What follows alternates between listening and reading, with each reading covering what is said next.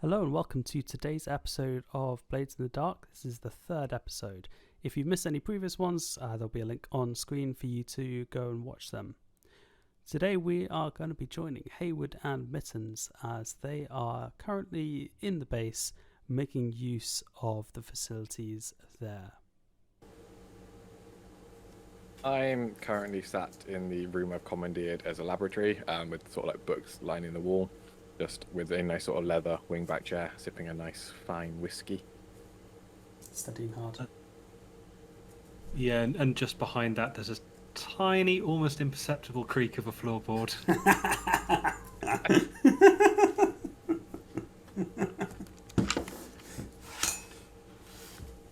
Just as you put the glass to your mouth, you just say, "We're not out," and just kind of like trying to make you jump. And at that, the drink just goes straight down my shirt. And the glass goes directly towards Mittens' head. Which I pluck from the air with the greatest of ease.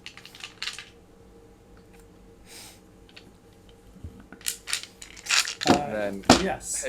Haywood being Haywood just like takes off his shirt and has another pristine shirt underneath. With a ready-made tie as well. Incredible. I'd love to make you roll a finesse for that, but I feel like if you fail, you'd probably take level 1 harm, and we can't have the first harm the group takes being from a friendly fire from a whiskey glass. I mean, it would be very on brand. I mean, it would, but if we're getting more desperate for people to get hurt, we'll maybe consider that. So as you do that, from just behind, you hear another barely perceptible creak of a floorboard.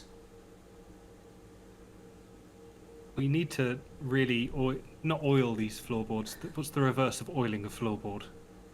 Wax? Well, generally No. speaking, you just want to nail them down. Sorry, the door was open. How are you both doing? I was trying to find out who was in. We're in, the others are out doing perfectly legitimate business, sir. It's nice to see you again. I'm sure they are.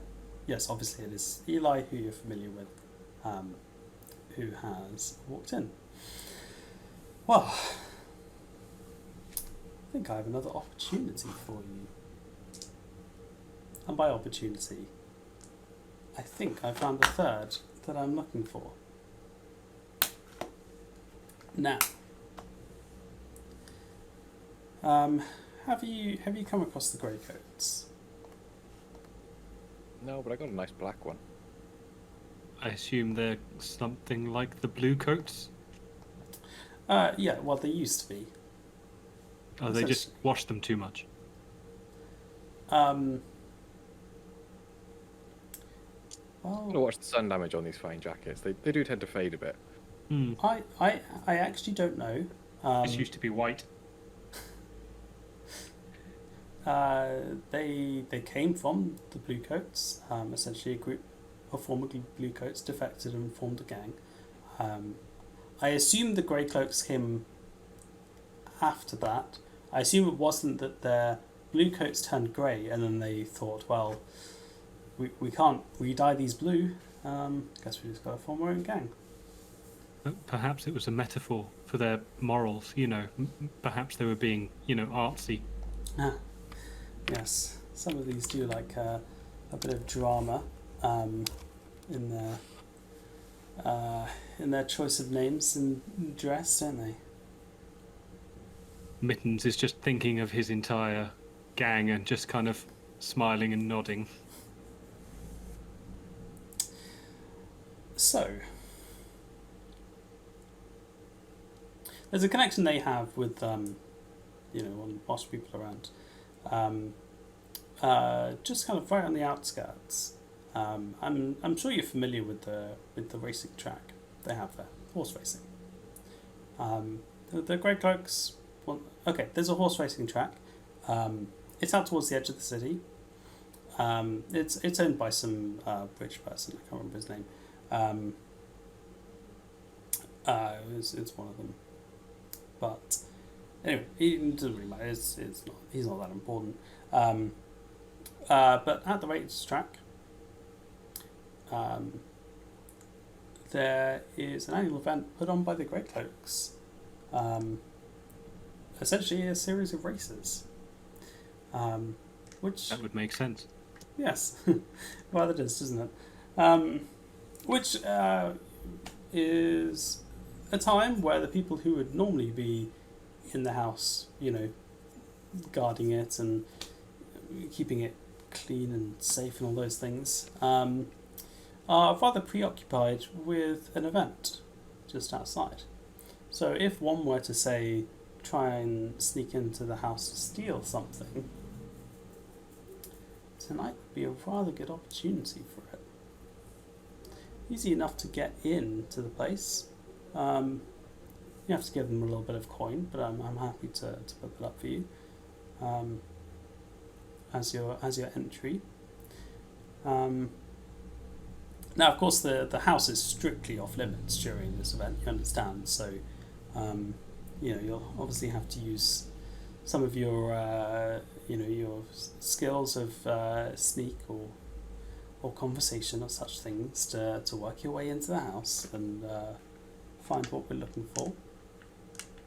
But I'm sure I have every confidence that the two of you would be perfect for this job. It's just a happy coincidence that you happen to be the two here. Yes, I did rather think you were overstating things. How dare you? I would never overstate things like this. So,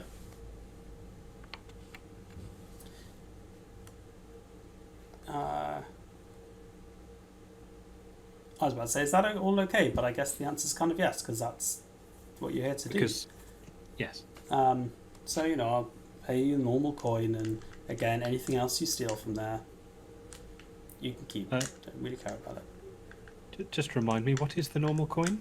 5 coin each. 5 coin each. Excellent. Thank you. 5 coin. Reasonable. Small change. Yes, rather. Well, at least it will be compared to what we can get at the end of all of this. And if you wanted to set up or kind of take anything else, that would always be good. I have to say, I do have concerns that the person might have some inkling of the value of this item. So anything that you can do as well to make it look like a less targeted hit is much better.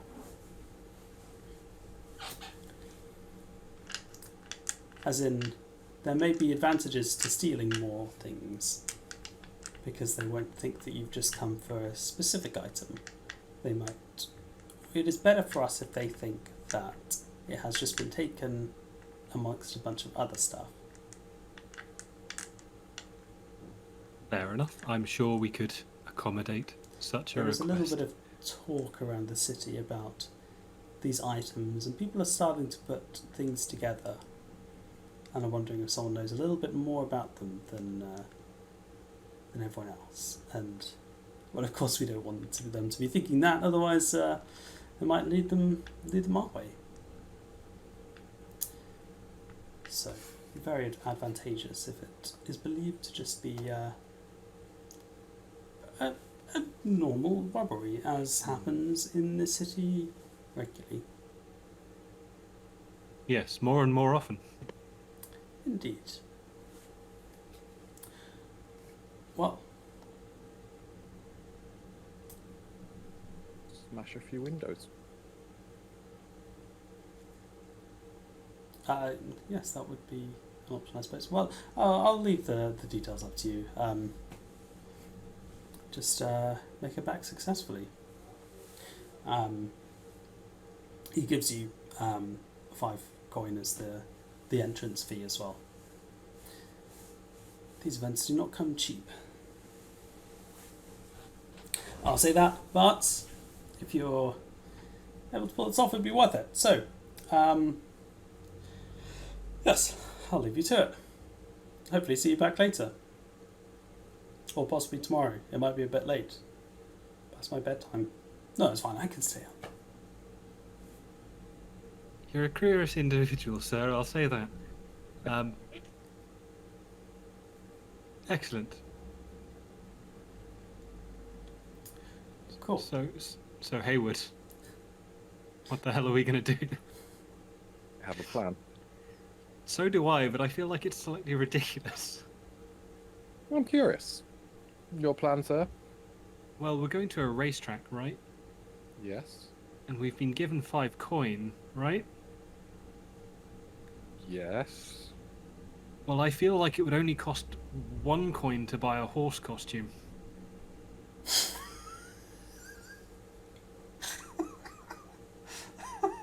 So do you want to be the front or the back?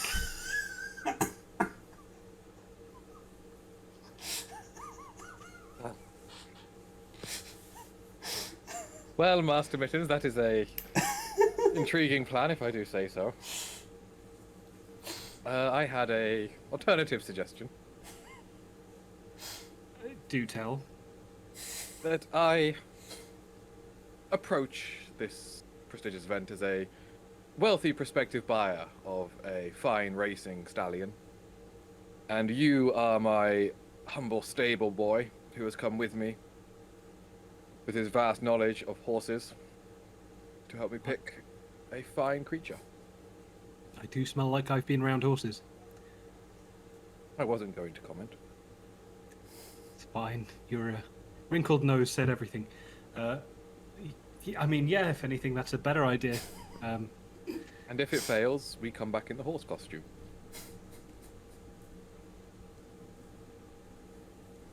Very well.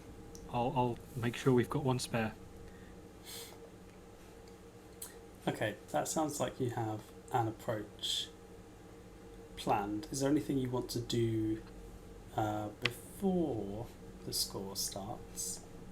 Or are you happy to... Do we have any blueprints of this race course?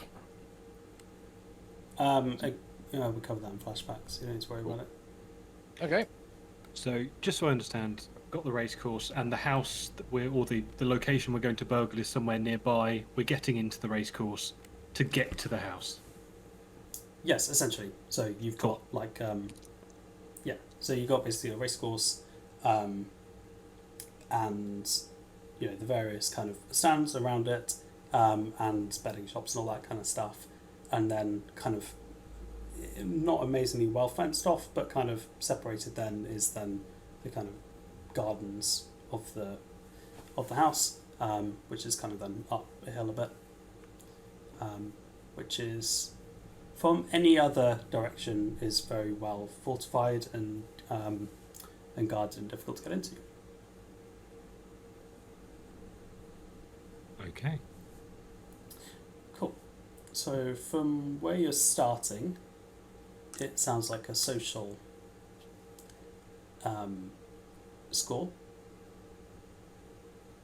Reasonable.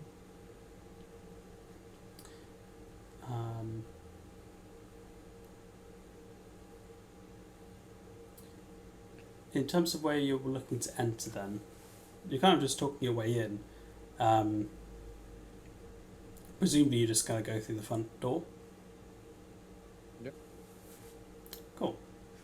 Right, let's do the engagement roll. So we've got 1d6 for sheer luck. Is this operation particularly bold or daring? We went with the horse costume, it would have been.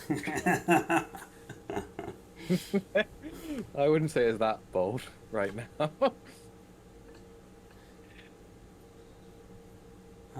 Does the plan's detail expose the vulnerability of the target to hit them where they're weakest? Not really. It kind of hits them where they're strongest. Potentially it could do if we find out they are a sucker for money and selling horses. I mean, where you're going in is kind of the only, or the best time to sneak in. So I think that one works. And any friends or contacts provide aid or insight for this operation? I'm just thinking back to the horse costume if we need to resort to it. Two How people many- in a horse. How many items of load is that? The only concern Well, is it takes 2 people for a horse costume. Horse walking around the streets by itself can look a bit odd. So do we need to hire someone to be the back? Oh, And no, you no, can no. do the front? They often come with like a papier-mâché figure that rides on the back. It's fine. Okay. I've got it covered. Okay. Acceptable. yes. Okay. So I think that's 2d6. Let's see how it goes. I was going to say, I do have an associate in the Blue Cloaks. I don't know if they would be of any use in kind of like getting information and intel on the Grey Cloaks. Yeah. Yeah, they would. Cool. Okay. So yeah, I'll go and visit my contact Darmot and find out a bit from them. Cool. I have another potential. A servant who may be loaned as an extra servant for the event if he is short-staffed. Or as a rider. Simply a rider. Yeah. So I think we got 3d6 for the engagement roll.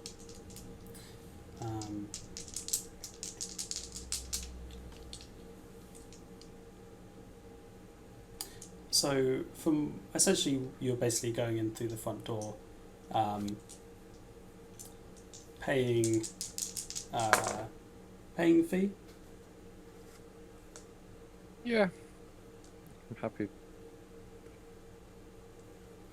Fine. Cool. Well, I rolled 3d6. I got a 1, a 3, and a 3. This happened last time as well. Yeah, I'm not. You got a 6 on the first engagement roll I did.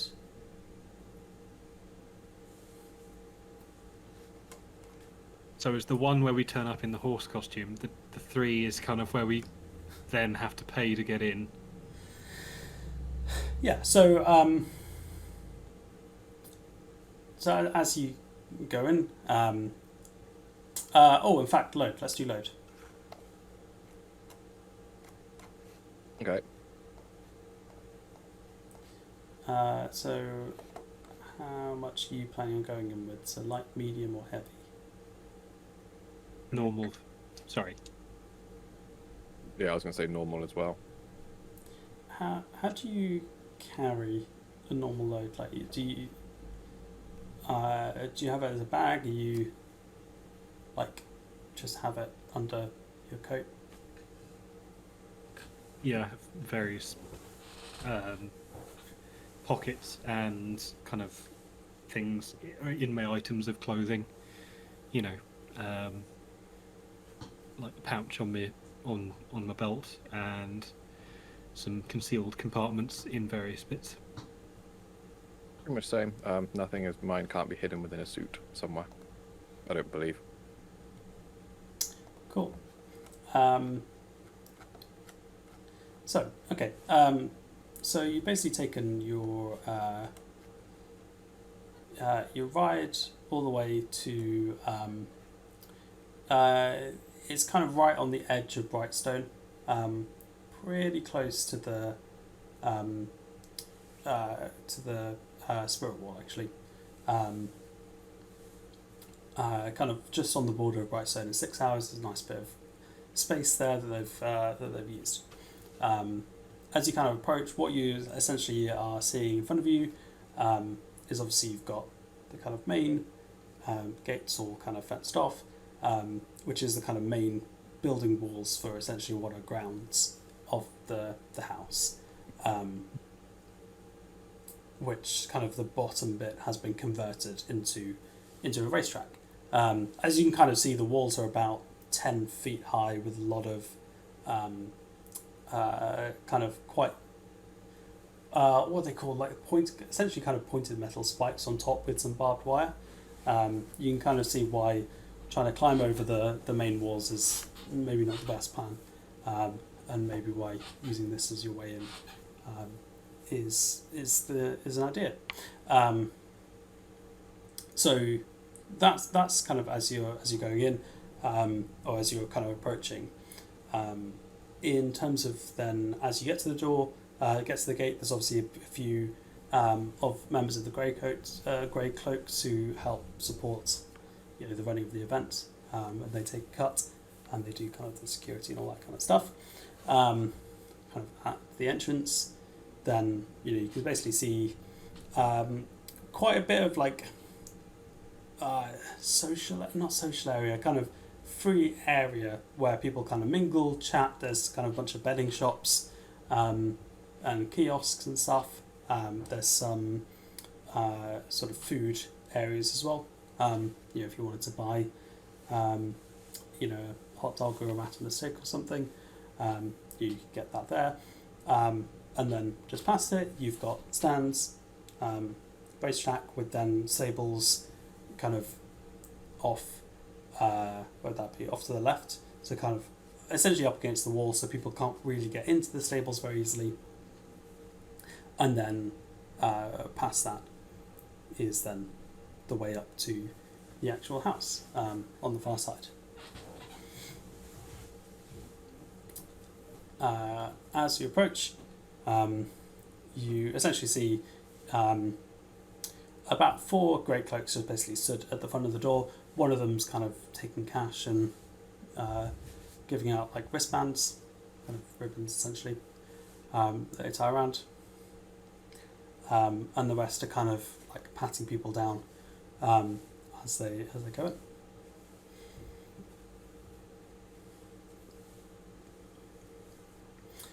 Is there anything you're going to do as you approach? Or you just walking straight up and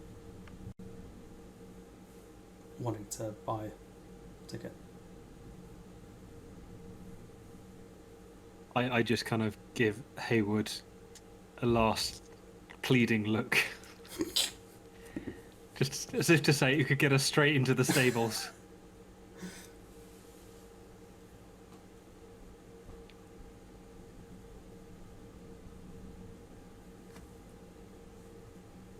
Screw it.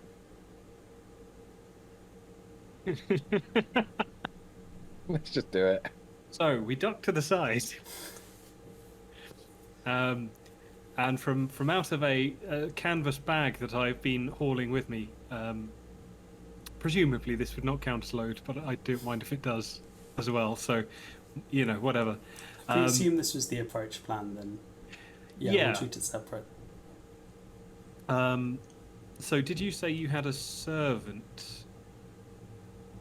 Yes, there is a servant who could be tending the event somewhere, who I can shove in the horse costume and I can be the rich owner. I was just going to say, shall I be part of the horse and you can be the owner?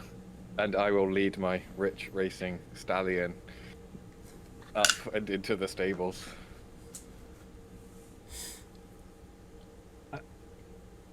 Perhaps we should go with more of a gelding, or a mare, because we don't really want to have to advertise any of the other stuff. So something unobtrusive. Let's go with a gelding then. There we go. It was a bit feisty as a stallion.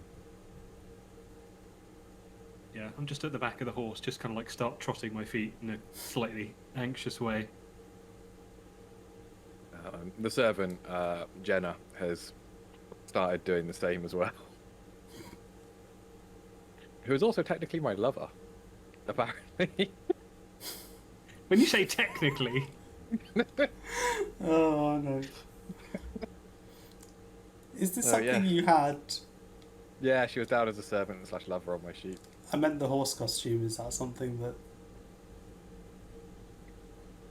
Yeah, you know what? Haywood had one actually. He sort of like Mittens found it and didn't realize it was Hayward's. So that's like, Mitten still doesn't know it's Hayward's, he just found it in the mansion somewhere. Yeah, I had to give it a bit of a clean first, but once we were done, it was ready to go. And you just don't ask any questions about What happens in the horse stays in the horse. Which is a phrase I never wanted to utter.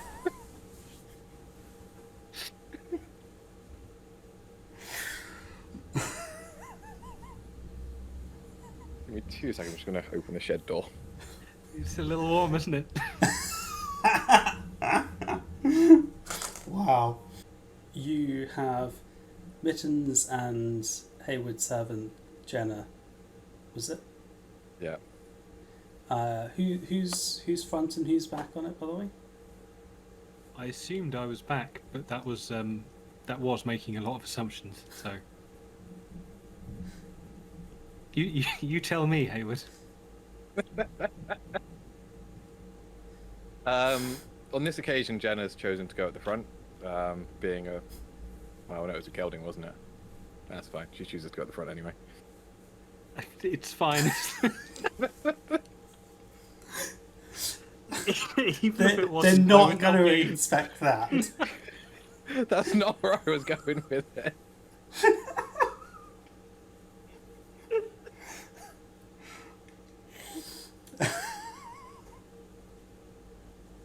I was going if it was a mare, she could have had a more female voice to do the whinny. Yes, because that was the issue with this plan. Incredible. Cool.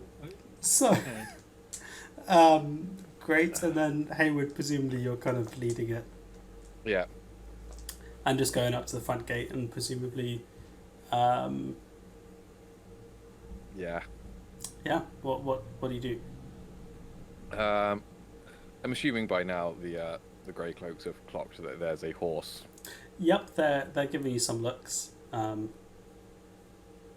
It's a gentleman. I'm sorry, we're a bit late to the meetup. We got held up in some traffic coming across the city. We need to find the entrance to the stables. We need to take our... I don't know what I'm saying. I need to take my prized gelding. Come from prestigious stables where we always refer to ourselves as the stables. We need to find our entrance to the stables so we can prepare this fine beast for its ride. The one who's kind of she's stood next to the person kind of taking the cash and doing the tickets and is there with the clipboard. Right, sir. So, what was your name? Mr. Whitlock. Mr. Whitlock. Which event is your are they racing in? We are racing in the 4 furlong flat. The horse starts prancing a little bit. It's his job. We don't have you. We don't have your name on the list for horses. We've got all the horses for this race. Well, we've been entered in this race every year since it started. Well, We've sir, if travelled you all haven't the- registered your horse in time, then I'm afraid you're not going to be able to race. Well, at least we've travelled all this way. We'd like to at least take our horse into a stable so we can put him to bed for the night so he doesn't have to traipse all the way back across the city. It's late enough already. I feel that is a reasonable request. Well, sir, it's not a reasonable request, but I'm sure you could offer us something to make it a reasonable request. Well, it depends what you're looking for, my good sir. Ma'am. Thanks. Being misgendered by... Okay, now the price has gone up. 10 coin. Deal. All right. Payment in the morning when we leave. No. Pay me now, you're not getting in. 50% up front, 50% when we leave. Why don't you make a roll for it? Yep. I'm assuming that cannot be a sway. Yep. Cool. 4. Okay. Yep. She makes a note of your name, and says, "Okay, 5 coin now." I hand over 5 coin. But people will hear about you if you don't bring 5 coin in the morning. It's fair. She pockets it and then kind of goes to the people who are actually kind of on, managing the door. Go, okay, we've got a late replacement coming through, replacing an injury. So, come through. Lead horse through. So, you kind of go through the main gate, but as you kind of get to that main entrance, there's essentially like a fence that fences off like a little passageway. I say a little passageway, wide enough for a person to walk a horse down. So it's not that little, but a passageway down, essentially down the side next to the wall, that goes then through, then to the right into a stable area.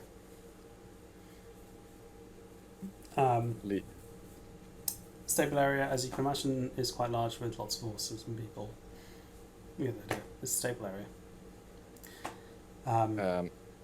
I look to see if there's a nice secluded stable hidden out the way. So she kind of walks you down, walks through and just kind of nods at the 2 people who are kind of on the door to the stable to try and make sure that no one sneaks in and does anything untoward towards the horses, and they don't react at all to you going in, and she kind of leads you around.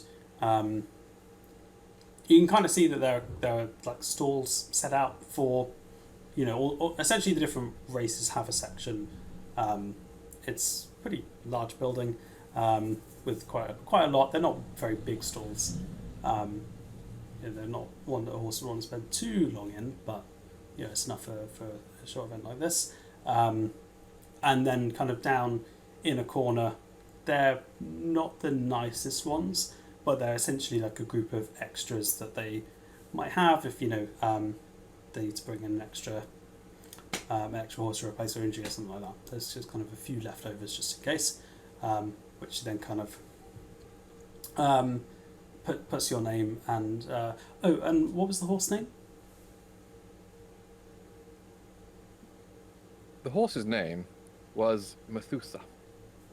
Methusa, okay. And who's the rider? The rider, that would be myself. Ah, okay, wonderful. She just kind of writes like Whitlock Stables, just making an assumption. Methusa, and then Hayward Whitlock as kind of just a note as to who this store belongs to, to make sure no one else steals it. And just puts it on the door. And turns to you and says, are you planning on actually riding the horse in the event? Of course. Wonderful. She heads over to another guy and has a bit of a chat, and he comes over and says, "All right, so I hear you're a late entrant into this race. It's all right. We've actually got a couple of spaces for this. We always got a wider track than we need. So this race is on in about an hour.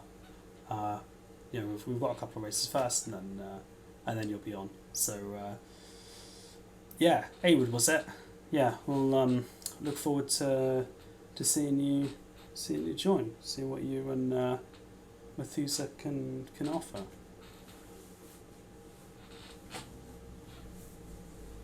Fantastic. Looking forward to it. Alright, he kind of wanders off and is chatting to other stable people and jockeys. As you can probably guess, where you are, and obviously that there's individual stalls. So obviously within the stall there is some degree of privacy, although they don't obviously go to horse kind of neck height, right?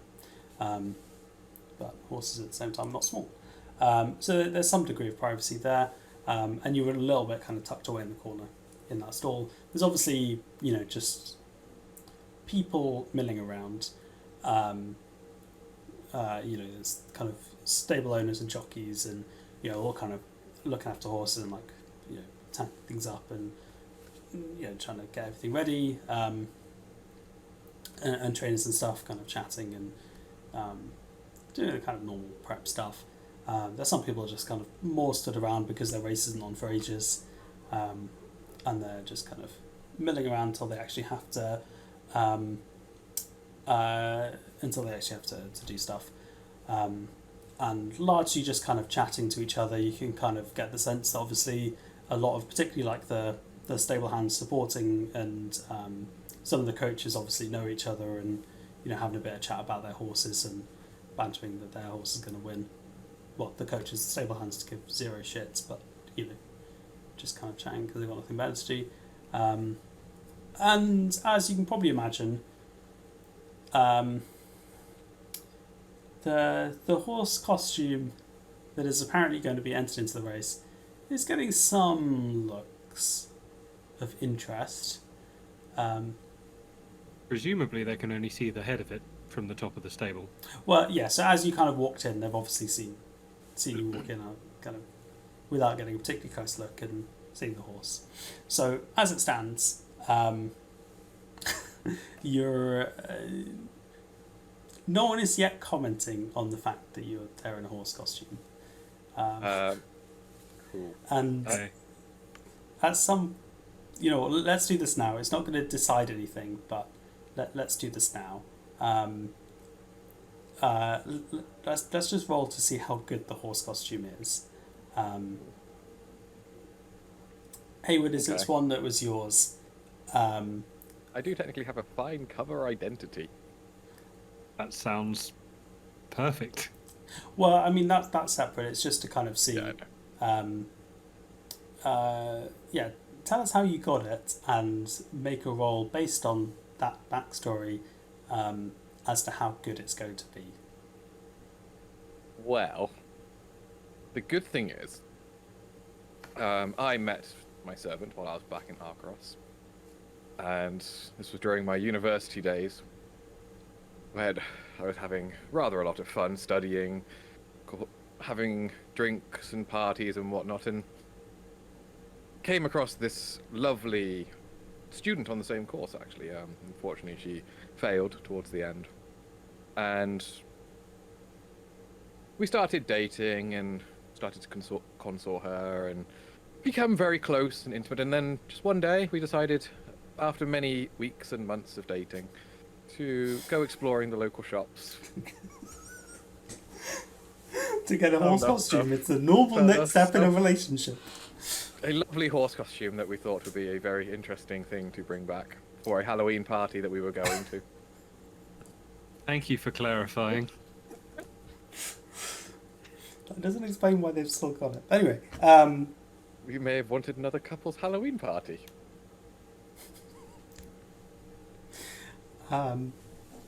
So okay, based on that, then what are you rolling to? I'm going to roll a consort roll. Cool. 6. Okay, yeah. I was prancing like... Call me Buttercup. All right, yeah, cool. So, so obviously people were kind of seeing you walk in, give you a little bit of a look, because obviously you're not a familiar horse to them and they kind of know the scene. But no one has so far... Rare breed as I walk down. Yeah, no one so far has any reason to think that it's anything other than a horse. Cool. So as we're doing this, as everyone's sort of onlooking, I start whispering to Methusa, basically suggesting a plan of causing complete chaos where we can slip away in the ensuing chaos into the house. So I'm whispering to the horse, and they just, assuming from an outside perspective, it just looks like I'm just talking. Oh to yeah, my it just horse. looks like you're talking to your horse, which people do weird things. It's fine, Yeah. including buying themselves horse costumes. For Halloween. Mm-hmm. Sure. And I basically say, or suggest, that when we open the door to bring Methusa out for the race, that Methusa bolts through the door, pushing me out the way, taking off down the stables, and as everyone goes chasing after him, I imagine other horses will be being brought out of that stables, and they would break free in the ensuing chaos and bolting and panicking, and then I start opening all the other doors, and every horse escapes, and then all the horses have escaped around the stables, and then there's God knows how many horses running around a racetrack. You hear a muffled voice from the center of the horse saying, "We could do that, or we have an hour until the race. We could go to the house, steal the thing, come back and win the race." The question is, how do we get you out of the horse costume? Oh, I have a plan for that. Okay. So, presumably, when we're in the stable itself, we've got a little bit of privacy to ourselves. So what I'm going to do is I'm going to get out of the costume, arrange it so that the legs are splayed, so that it looks like it's sat down, like but with its legs, as a donkey might be wont to do. And explain it away as the horse having hemorrhoids of some kind, or possibly just needing to be on a cold surface. Probably not hemorrhoids, but something to that effect.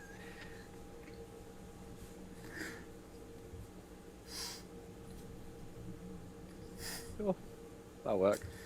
Cool. I mean, I was That way just we going to can say, as long as you leave Jenna, I mean, no one has Yeah, much Jenna's reason. to the head's up.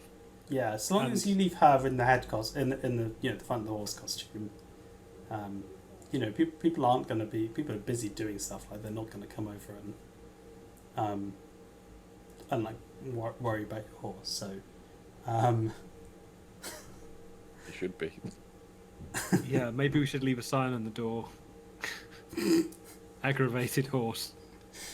Please leave in peace. yes, so that's fine. Horsin will bite. What first straw you two did? No. Yeah, anyway. Yeah, that sounds like a good idea. We'll go with that one. Bit less chaotic than releasing 100 horses. We could do that when we leave, you know. Hayward was just thinking of makes a mental note of doing that as he walks out.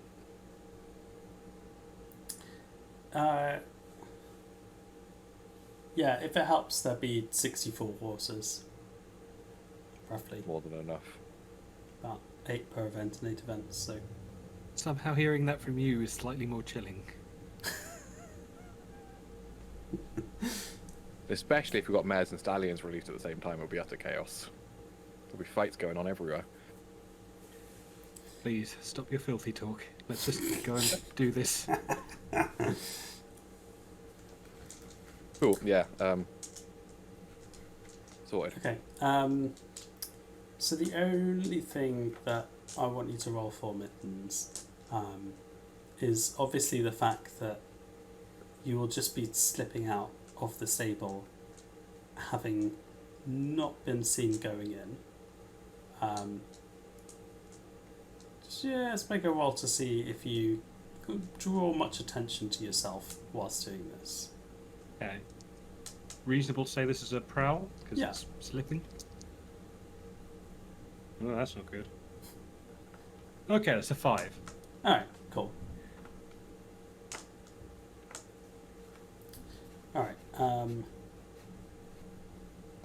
so that's fine. Yeah, it's not particularly noticeable. However,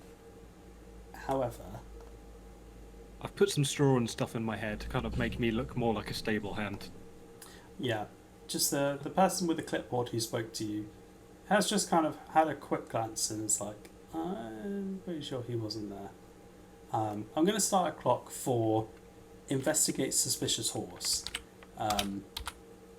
whilst you're doing this, to see at what point they get too suspicious and decide to investigate what the deal is with this horse. So I have a backup plan, but I'm aware that we're doing flashbacks. So can I just highlight that I've got a backup plan now, so it doesn't seem as strange later?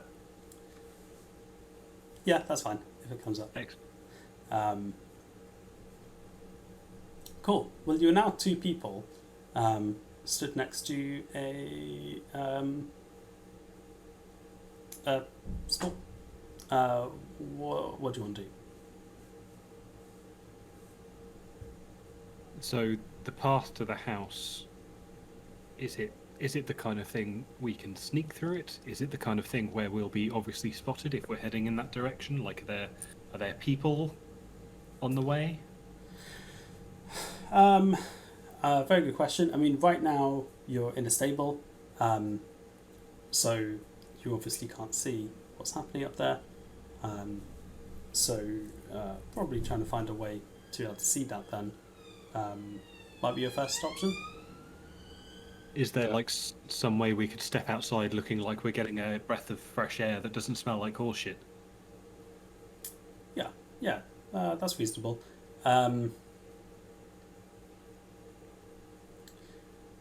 Yeah, so just then, so you came in one side from where the entrance is, on then the house side of the stable. There's a door that then leads out to there. There's a small area, kind of again fenced off, which is essentially for that. It's also got like people smoking some pipes there. You know, for any of the jockeys who have that as their pre-race ritual of, you know, smoking a pipe or whatever. Obviously smoking banned indoors. You know, you can't smoke in the stable. You got to step outside. So, you know, there's people kind of milling around there. And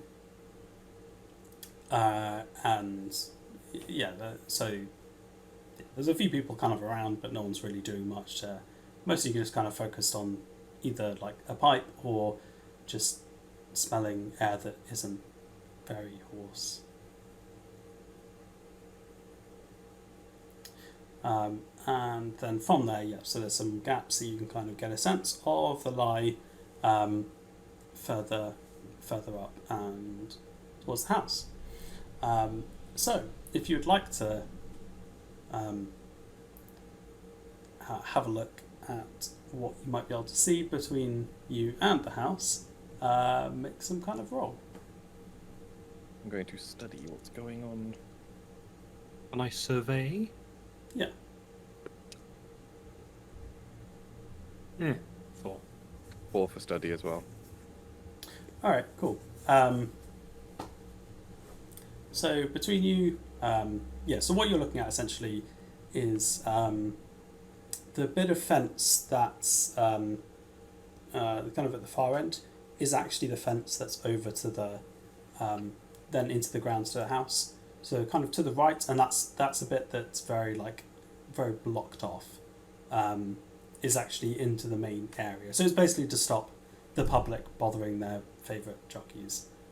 There is actually an area further down if you want to do like meet and greets and stuff. You know, there's a kind of an area for where particularly like the winning jockeys will go and you know, sign horse autographs. Yeah, you know, get that was a terrible pun, Kirby. Thank you. And, you know, get adoration from their fans and all that kind of stuff. But yeah, so where you are is very much like a private, for the jockeys only, no public area. So it's very much like fenced off from that side. The gaps that you kind of are able to look through are on the house side. Obviously there's some people in the pen with you. So, you know, a cross section of people, you know, kind of jockeys, stable hands, trainers, and there's also a grey cloak kind of around on the door, just kind of more for like information if anyone's out there and needs to ask a question, you're keeping time and stuff like that. So, with like a schedule, all that kind of stuff. So if one of the jockeys wants to know how long they've got till their race is on, it's just kind of there to help. He's not particularly, he's not particularly like geared up as a bouncer type. Not really worried about that side. And then towards the house, you can see there's a few people kind of around patrolling the gardens, but there's not many. Certainly Mittens, you'd look at that and go, I can sneak past those easy enough. Like, they're not really expecting much trouble. And like a lot of the people that would normally be around are all down at the event. So in terms of then looking past the lights, there's not much in the way of lighting on the house, so you suspect that it's probably not as busy as it would normally be.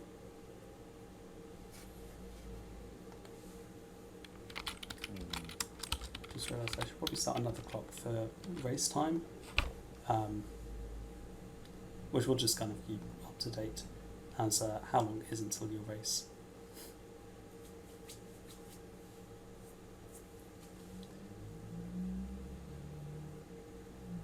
So,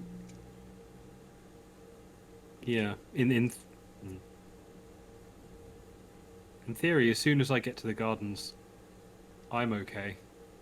Is that the kind of thing you could, talk us into, boss? I could try and walk my way in as an associate who is being sent to check on the guards in the house. Ensure that all is shipshape. Is there any reason for like a stable hand to go up to the house? I'm trying to think. Like, would they be permitted to use certain facilities, or would they be able to access the kitchens or something? I have been sent to the house to reprimand you for a shit job. Literally, I could cover your shoes in fecal matter because you got in the wrong place at the wrong time. I say I did. What was it? Methos, or what was the name of the Methusa? See,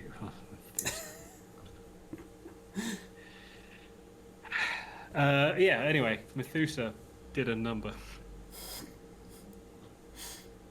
Yes, and I spoke to the Lord. Not the Lord, the owner, and he saw the state of my shoes and understood that I needed a new pair and was willing to lend me some and has sent me up to the house to find some. And reprimand you in the process.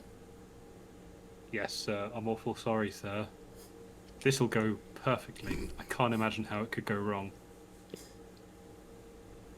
Right, let's go then. Sorry, after you, your lordship. So I just start walking straight up the garden. So as it stands, there's a fence between you and the garden. So you're just in a little enclosed pen, essentially, just outside. So I guess you're going to try and get someone to let you in, or was your plan just to try and climb it? I'm going to ask the rather bored-looking information guard to open the fence and let me through. I have been scuffing shit at his shoes all the time that we've been walking in this general direction, Okay, so that you can. So they're clearly scuffed and. I mean, it's like 20 paces, but we can just flash back and say, "You did it. It's all good." Flashback. Yes.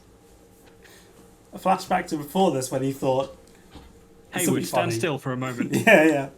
You don't know why yet, but I'm just going to rub some shit on your shoes. No, it's all good.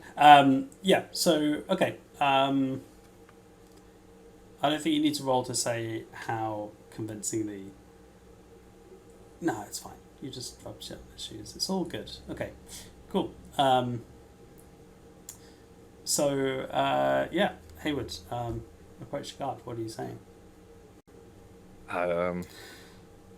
Good morning. Evening. Good evening. Yeah, evening. I have a request. Yeah, certainly. Yeah, sure. I need you to open this fence for me, please. Open Or the gate. fence. Well, the gate within the fence. Why do you want to open the gate? Have you seen the state of my shoes? Yeah, you got a bit of something on there, haven't you? And this little twerp is going to be reprimanded for it. I'm being sent to the house to receive new shoes. Who's sending you to the house? We don't normally get people going up to the house. I'm assuming I know the name of the gentleman whose house it is. Yeah, sure. Yeah. It is a certain Lorenzo Dodds. Mr. Dodds has sent me. Let's see.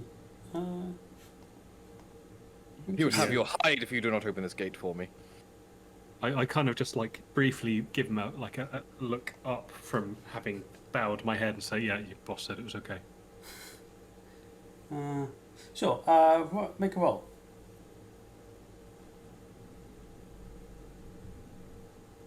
Ooh, 2 6s. Great. My hat comes up, everything. Okay. Alright.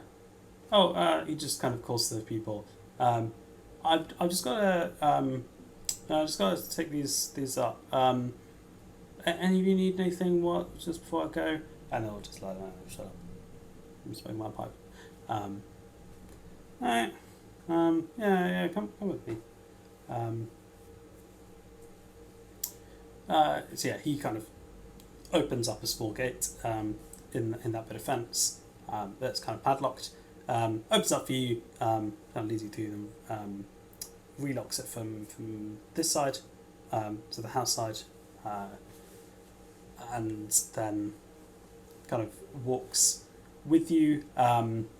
There is just outside, there's essentially like a little outhouse that they use for that they kind of use for some like cleaning. It's kind of near, just outside where the servants stay in the house, so kind of out the house just outside. And he leads you up to it, kind of past all the guards that are patrolling, and are kind of, it's all right. He's Lord Dodds said it's okay, and everyone, the guards don't really care enough to ask any questions. So yeah, he leads you into this kind of little kind of fancy outhouse essentially. That you can lock behind you as you go in. It has a few toilet options, and also then some nice like carefully arranged like brushes and sinks that you can use if you need to clean some stuff up, and quite a nice floor to it. So if you, for example, need to take your shoes off and clean them in a sink there, like it's kind of got that facility set. And he kind of shows you to that, and says, I'll just be waiting outside. I'll walk you back down and let you back in when you're done. Mr. Dodds insisted I go to the main house and is lending me a pair of his shoes. Oh, I don't have a key for that. Don't know you would. Did he give you a key? I just kind of like briefly, like very sheepishly kind of like shrug and indicate a key, which is obviously not the right key, but just kind of could possibly pass for another key.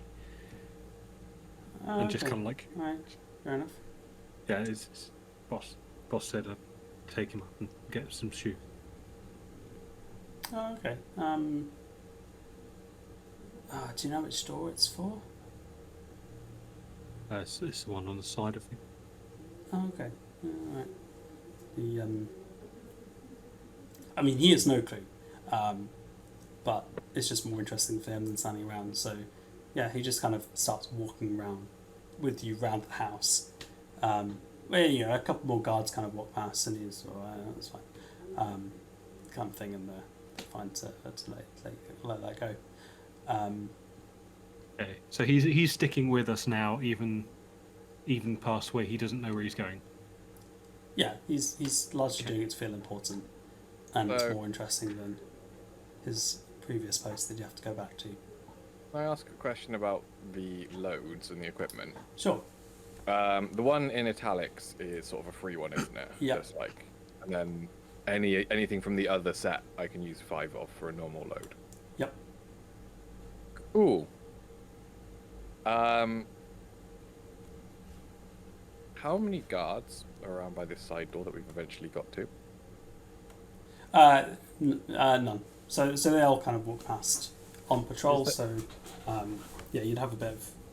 Right now, the only person is just this guy.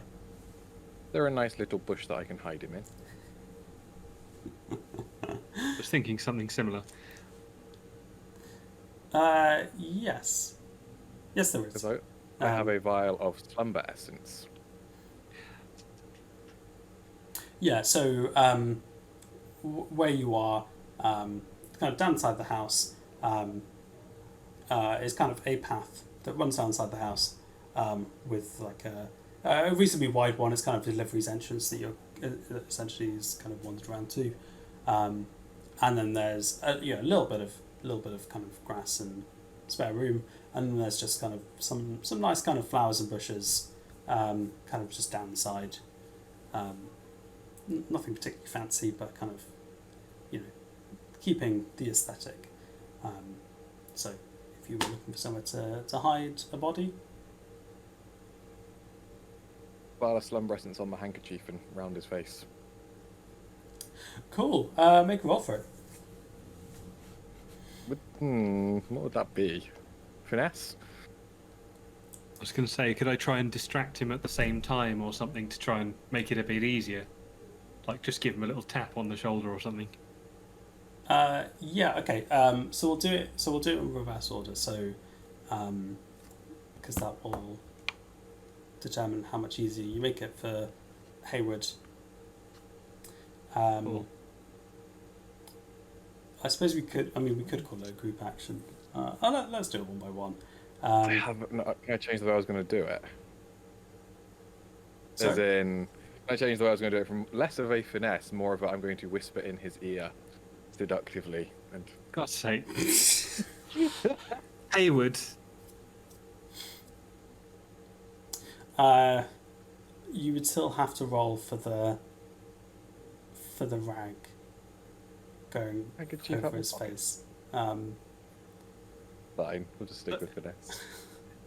Well, I was going to say, the alternative thing is, because obviously I think from our first game, we said we'd learned kind of like a little bit of the old hand gestures, signals as to what was going to happen. So presumably you and I have been gesturing away between us to establish what's going to happen. Yep. So you could hand me your soaked rag. You can whisper in his ear and I'll finesse him. That sounds like a good plan. So yeah, we've just been kind of like in the background behind this guy's back, and yeah, then just Incredible. Yes. Oh, do you need a handkerchief to cough? In which case, let's do the seductive whisper first. What do you seductively whisper? I start whistling. I don't really know what I whisper. Just that he's just a very special guard.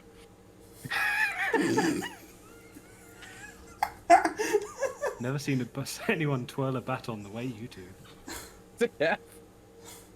Just those sorts of things. Cool. Make a roll. 5. I mean, yeah, he's very distracted. Oh, finesse, And you baby. might be a little bit into it. Distracted and slightly aroused. Cool. Yeah, so gonna finesse him with a rag, if Yep. that's all right. Sounds good.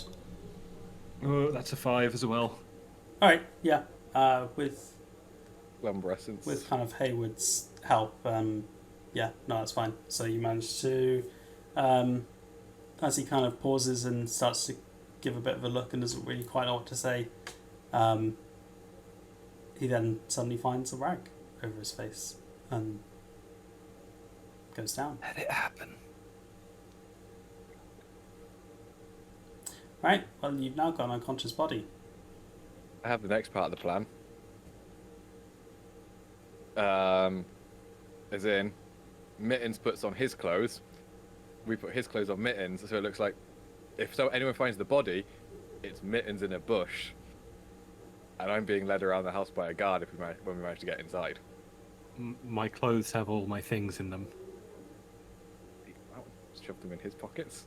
I can tell you're not a tailor. How about we just carry him inside and then say we have an unconscious guard who fainted and that we've brought him up here for medical attention? Alternatively, we go with the I've got shit on my shoes still. Do all of it.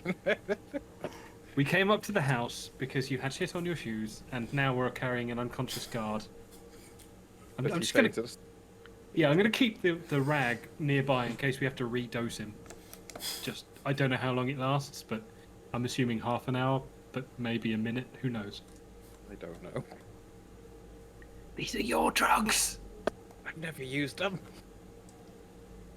Kind of... Okay, here, hold him. And I'm just going to, like, whoomph onto Whitlock and then go to lockpick the door, I guess. Cool. Yeah, make a roll to lockpick the door. Is that finesse? Yeah. Again? Yeah, great. That's a 4. Yeah, cool.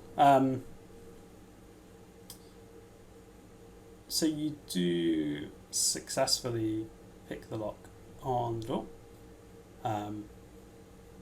However, it is not the best maintained door on the premises, and as you kind of get the last tumble and turn the lock and open it, it makes just a horribly loud squeaking sound as it opens. And the couple of guards that you saw walk past earlier have heard it and are now making all their way back. Cool. I grab the guy's legs so that Hayward and I are both carrying him, and kind of, with the assumption that someone will have heard this, make our way inside under the pretense of providing medical aid. And looking like we're helping. Sure. Yeah, as you're doing that, you hear the two that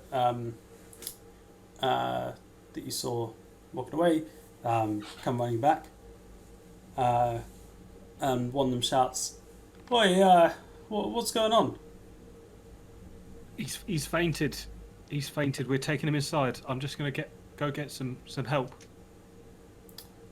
All right, let's give you a hand. All right, yeah, come on. Give us a hand. I'm putting on my best, apparently, Del Boy voice to do this. And yeah, just kind of get them all to help us. This one doesn't look like it's up to this sort of physical labour. The two of them, kind of take over from you, Hayward.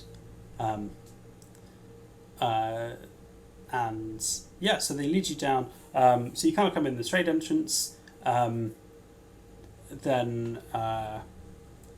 they kind of take you through a couple of rooms into kind of an area that has some sort of like medical looking stuff in it. Kind of nice, chairs people to sit on, and it's kind of a little private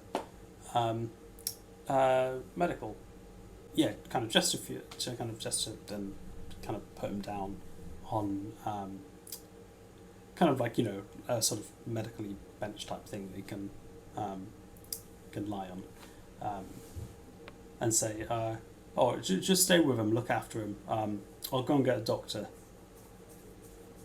I'll go get the doctor. You stay here. You guys look like you are more the medical sort than me. And I kind of gesture to myself and my dishevelled appearance of that of a stable hand. I mean, I know I'm very stable looking, but you'll be more use here. And I kind of like look to Whitlock to try and get his input into the situation. Yes, and obviously you saw me. I'm not very good with this physical. So I'm just going to go and help with finding help, and ensure that this. We patrol this house. We know where the people are. Like, you don't just sit and look after him. We'll be back. Honestly, we're back in a minute. They're kind of backing out the door, a little bit confused as to. They go, we run. When they're gone. Yeah, basically. I assume, yeah. All right, so yeah, they leave. You kind of hear them walking off, and yeah, you're in a room alone with unconscious guard. Is there another door? Yeah, sure. Barricade the one they just went out. Sneak out the other one, because that way when they come back, it'll take them longer to find us. Have you looked through the other door yet? Because if it's a cupboard, we're in trouble. I checked to see if the other door is a cupboard.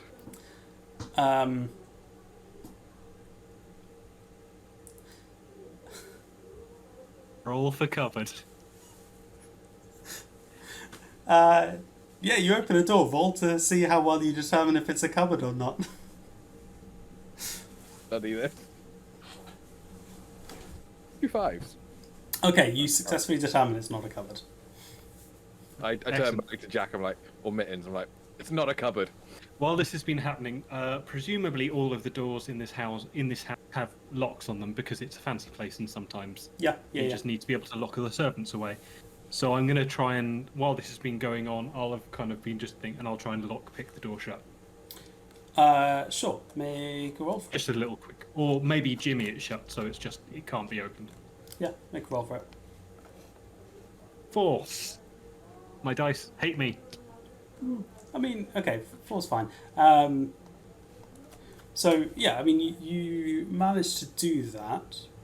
So as in you're using your lockpicks essentially to lock the door. Yeah, basically.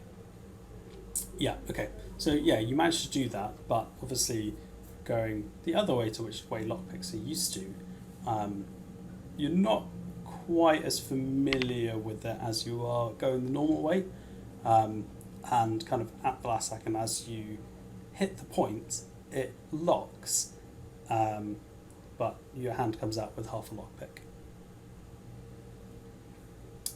Wonderful. Which means they can't unlock the door, but you also don't have a functioning lockpick anymore.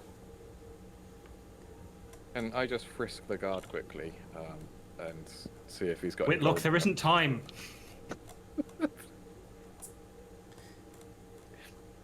Let's see if he's got any gold on him.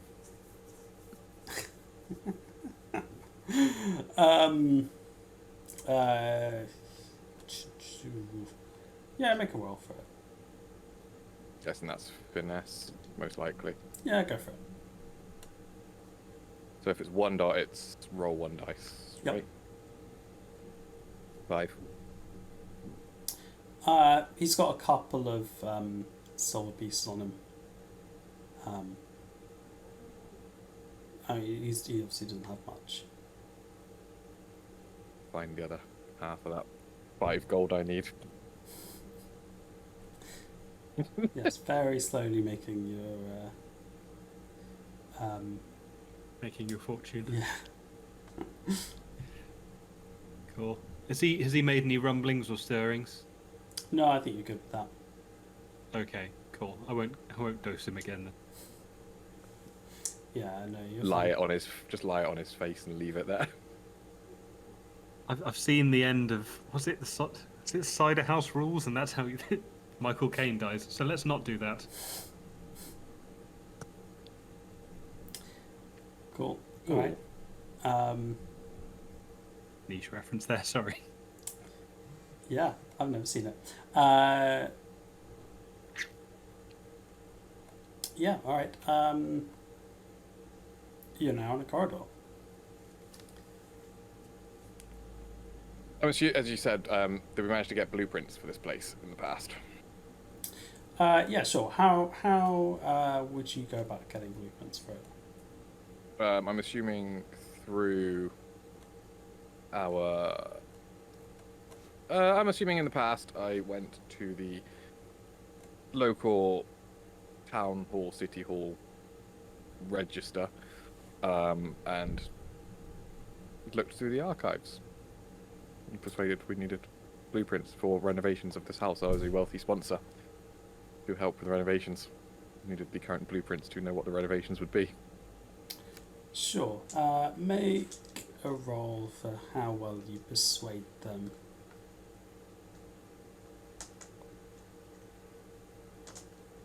Three. Okay. So you got a look at the blueprints.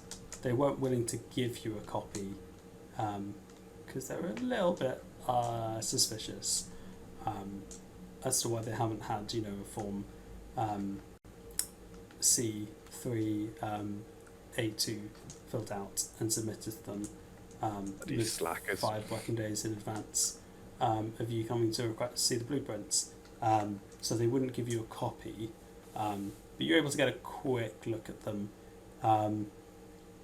Probably enough to get a rough layout of the house.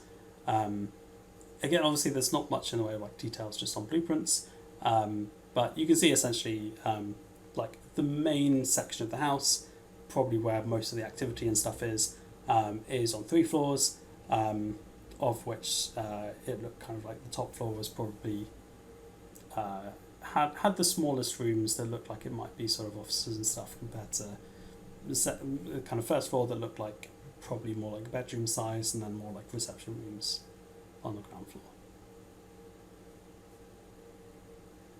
Assuming top floor. That's what I was thinking as well. Cool. This seems like more my area of expertise. Top floor it is, and I'd like to try and sneak up the stairway because I'm assuming there is a central. Yeah. There's a couple of options going upstairs. So, there's one near you that you can easily climb up.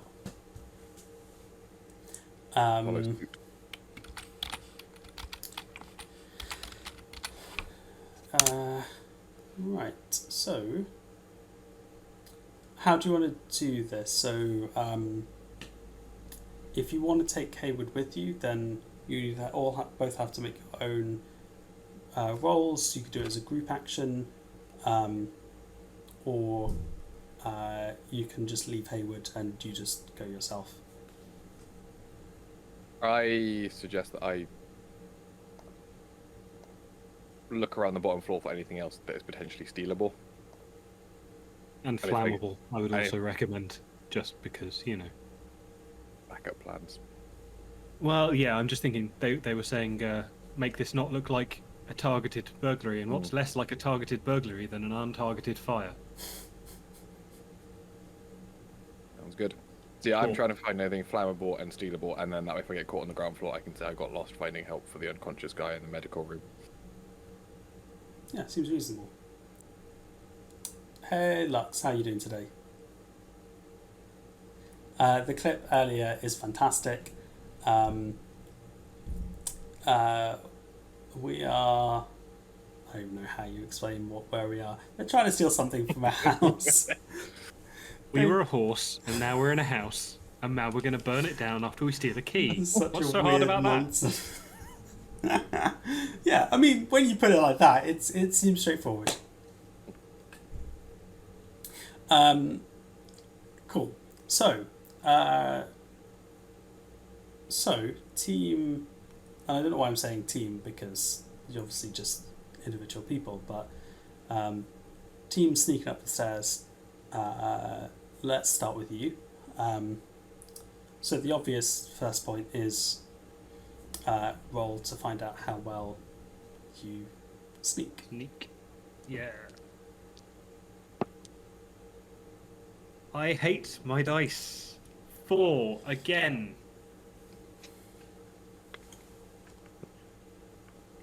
Okay. Changing my dice. That's fair. Yes.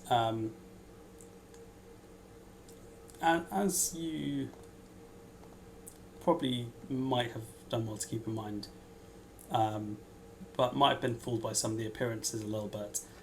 The house probably isn't quite as well maintained as it should be. Some of the stairs are creaky. So you can't quite avoid climbing up some of the stairs without it making a bit of noise. The guards are kind of making their way back with the medical person, and obviously trying to keep an ear out for what's going on. So I'm putting a clock. Well, actually, you're both getting a clock for discovered. Fair enough. Because obviously, at some point they'll work out that that's happening and try and find you, of which obviously they are hearing creaks on the stairs. So fill in a section of that. However you do manage to, make your way up the stairs. Good. All of this training to climb some stairs. Yeah. So, you find yourself at the top of a set of stairs. There's basically a corridor. Kind of at the top of the stairs, you can see the other set of stairs down the far end. And, you can basically see doors either side. Doors, my nemesis, I say, looking at my broken lockpick. Do I have any idea from Hayward studying where it might be likely to be, or are we just kind of like probably third floor? Who knows? Pretty much, probably. Second floor. Who knows? Oh, sorry, second. We're not American. Okay, so ground first Sorry, and second. I don't know why I felt like being picky about that. I normally completely mix them up myself. No, I thought we were on the third floor with the ground floor, so that's absolutely fine. Okay. Ground first, second. So you are on the ground. You've gone up 2 flights. You're up on the second floor. Cool. I'm going to look for what... There's presumably going to be some kind of ornate door, because whoever lives in this house clearly has that kind of grandiose arsehole vibe. Yeah, let's basically cover it all off with one roll as to how long it takes you to find the right room. Whether that's looking at doors or just opening them and sticking your head in. I don't trust any of you.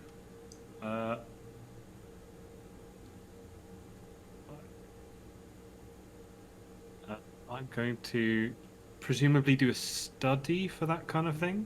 Yeah, that'll work. Or survey, whichever the one is that I'm good at. Survey would also work. Awesome.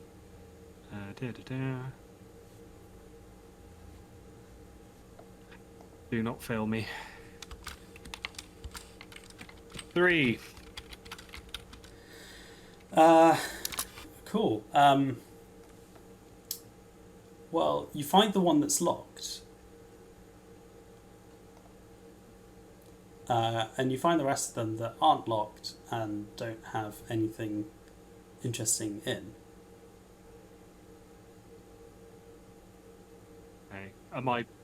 And can I have a look through the keyhole? A la Ballad of Dishonored. Yeah. Sure. Can I see an obvious safe in the corner? I mean, you can't see an obvious safe, but like, yeah, you're pretty confident this is the right place. Yeah.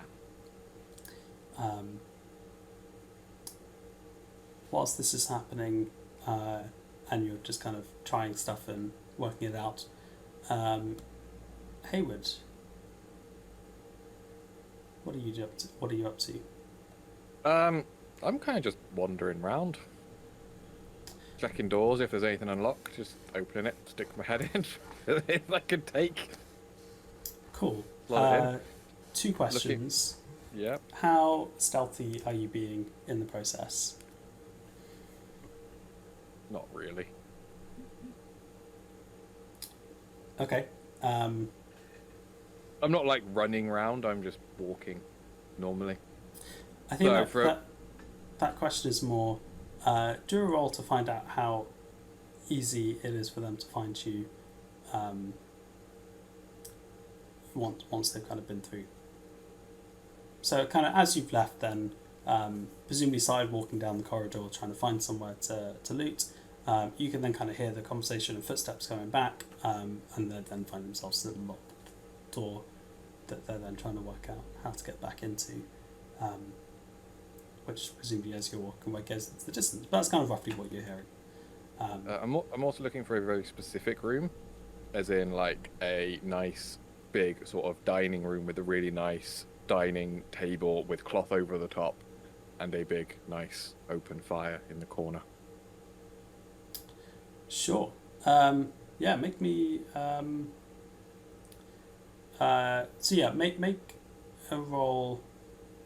Yeah, we do need to do 2 rolls. So firstly make a roll to see how discoverable you are whilst doing this, and then secondly make a roll to see how well you actually find the room that you're looking for. Okay, so I'm using my finesse to like kind of half put things back, so it's not like overly discoverable, but not really stealthy around, just keeping the place nice and tidy as I walk, and sneaking anything into my pockets that I can at the time. So that's 1 nice. That is a 2. Okay, cool. And yeah, if you then roll, see how well you find what you're looking for. Studying this house, I get a 6. Cool. Yeah. It doesn't take too long. Like you kind of wander down the corridor, try a couple of doors. A couple of them don't lead into very interesting rooms, and then yeah, you find a nice dining room with a fireplace. In this room,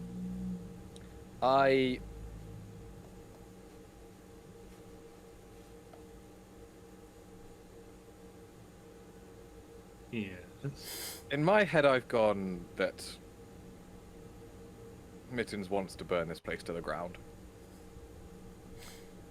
So there's 2 blank spaces at the bottom of my load.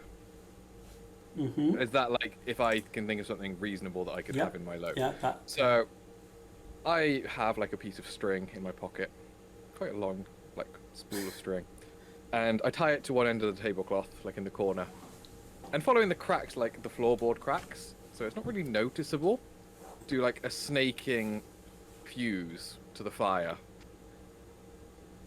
and just hit the end in it. So it's a nice long fuse that's just gonna burn slowly until things go up in smoke. Okay. Yep.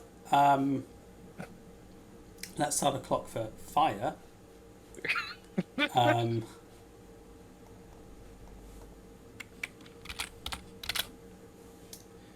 I'll take a few silver forks off the table as well and put them in my pocket to try and sell. Fair enough. So as you finish doing that, you hear kind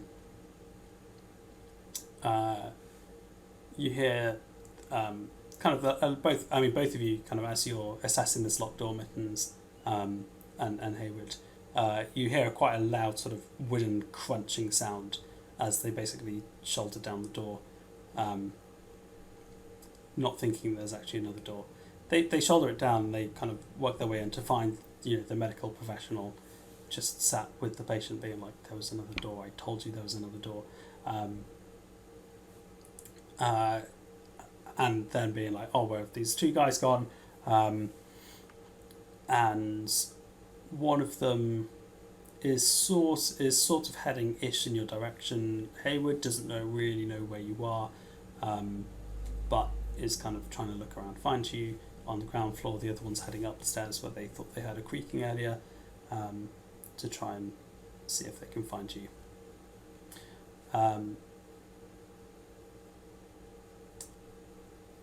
They're not exactly being subtle, so obviously Mittens, you're able to hear them kind of over time. You'd obviously be able to hear them coming up the stairs.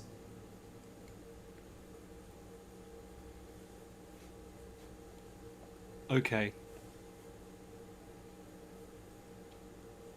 So presumably no one is around at the moment. Yeah, as it stands, no one's around. The only thing you can hear at all is the person, is the guard kind of making their way up.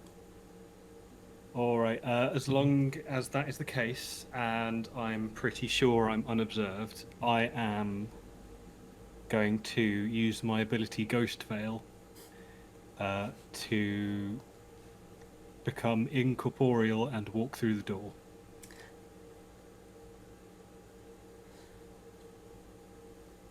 So no one's around, but if they were, they would see this kind of like. It says you can become insubstantial, shadowy and insubstantial for a few moments. Nice.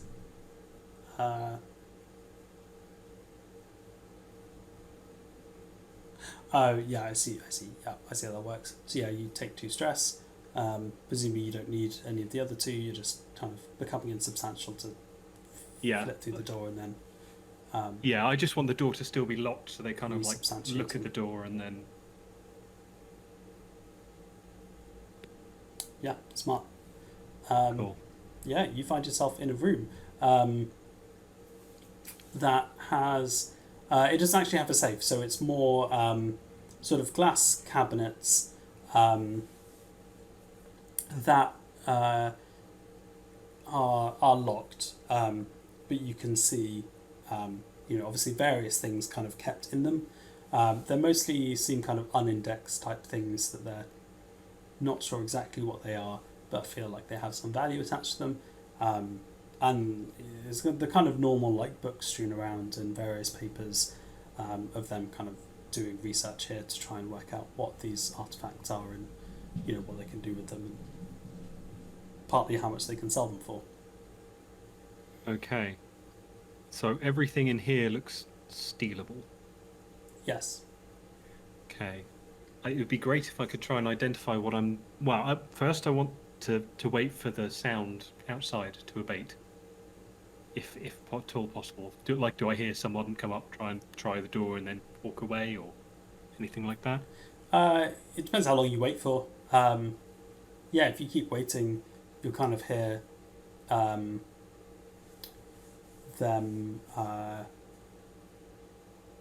coming up the stairs, kind of poking their head into rooms, trying the door, seeing that it's locked, and you kind of hear them around for a little bit, Okay.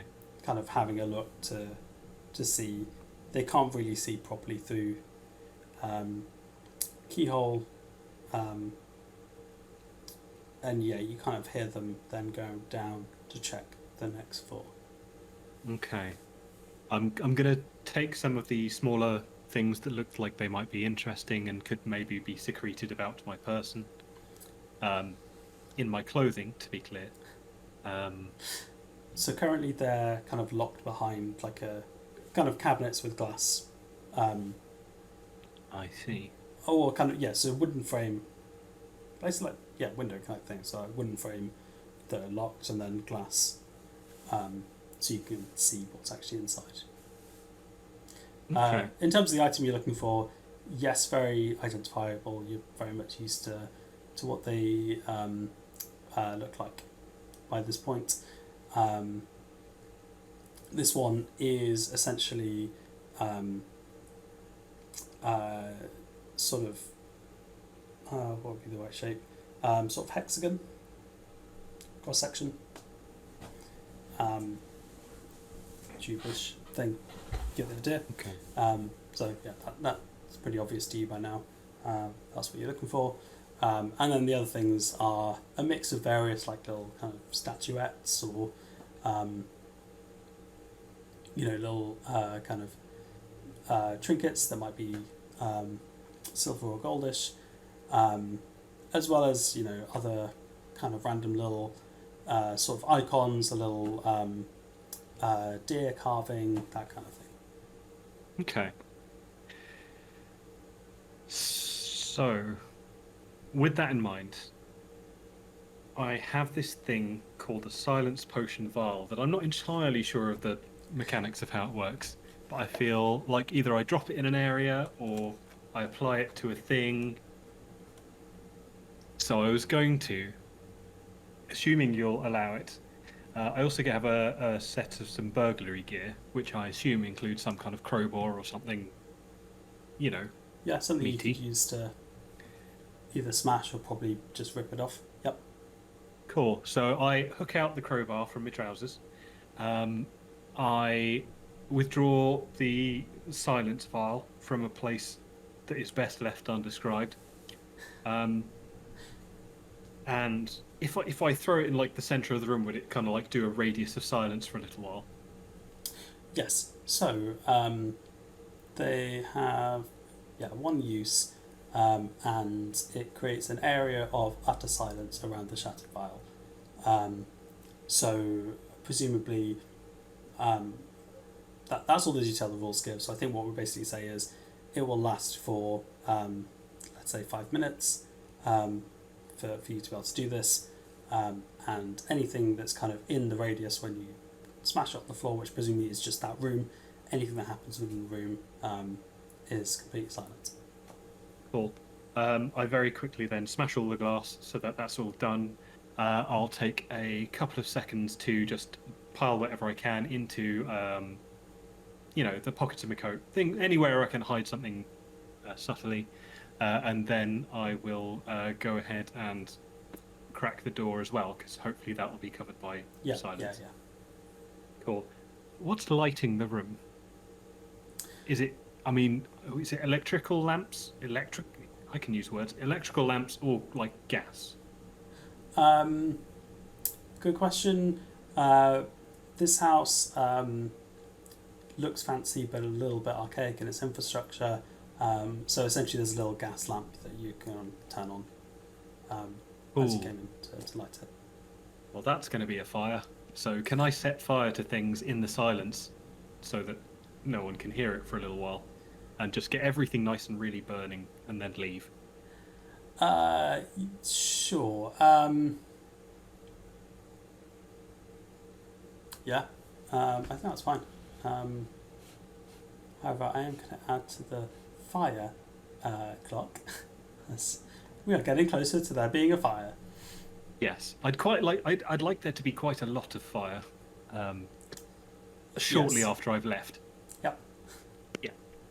That sounds good. Okay. So yeah, the guard that you had heard is now on the first floor, kind of having a look around, trying to poke his head into rooms.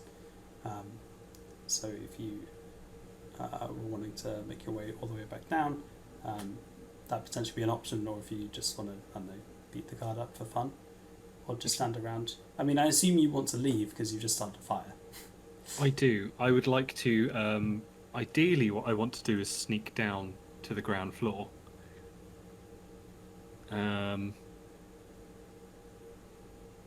If that's all right. Is the guard obviously going to see me, or can I try and sneak past him? Yeah. So as you kind of start to make your way and get a bit of a look, like he's currently kind of down the other end and kind of looking around in rooms a bit. So yeah, you go now, as long as you sneak well enough, you'll be fine. Cool. I will sneak. 2 6s. Hey! Crit. This This is what I practiced on the slide for. Even when I told the others that I wasn't going to use, I was so sneaky that they didn't hear me. Incredible. Yeah, I mean, from your way up, you obviously creaked a few stairs. On the banister, it's the slide. I didn't want to say. But I mean, if that's your solution, that's perfect. yes, please. Uh, I mean, technically it's the balustrade, but yes. Cool. Yeah. Explain going down the balustrade. It's just any excuse to say strad with me. So yeah, I wait for Guardy McGuard to turn and just from one door to another, just do a quick leg over the side and then slide. Do you remember that level from like Mario 64 where you're racing against a giant penguin and you're going down the ice slipway? And that's basically what I'm doing. And then just at the end, I'll just fling a leg off before I hit the what I assume is like a giant wooden pineapple at the end, and just land very gracefully. Yeah, cool. So that's taken you back down to the ground floor. In terms of what's been happening on the ground floor, you've obviously set the fire, Hayward. You can hear a guard, the guard that's on the ground floor, walking down. You can't really hear anything that's going on upstairs. There's not really much of interest for you there, but they're kind of making their way down and checking rooms. How close is he to me in this room? So he's essentially following the same path that you did, so kind of checking the same rooms as maybe 2 or 3 rooms. So reasonably close. I decide, not being stealthy, that I hear him coming. So, Yeah. assuming the door to this room is open, I stand behind the door. And basically, as he comes in, I want to try and just smack him in the face with the door.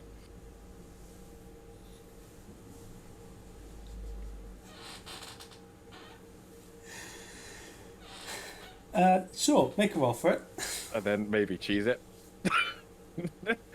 I'm assuming this would be finesse to time it perfectly and smack him in the face. Let me just check.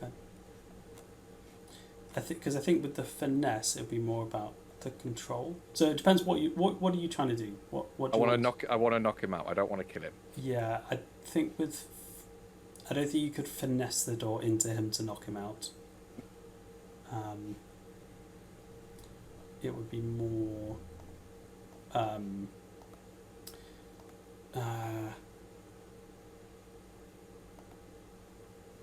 it'd be more wreck or skirmish. Cool. So that's 2 dice. Take the lowest number. Yeah.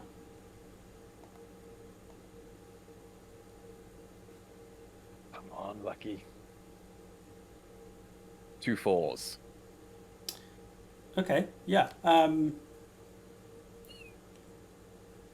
That was a decent roll.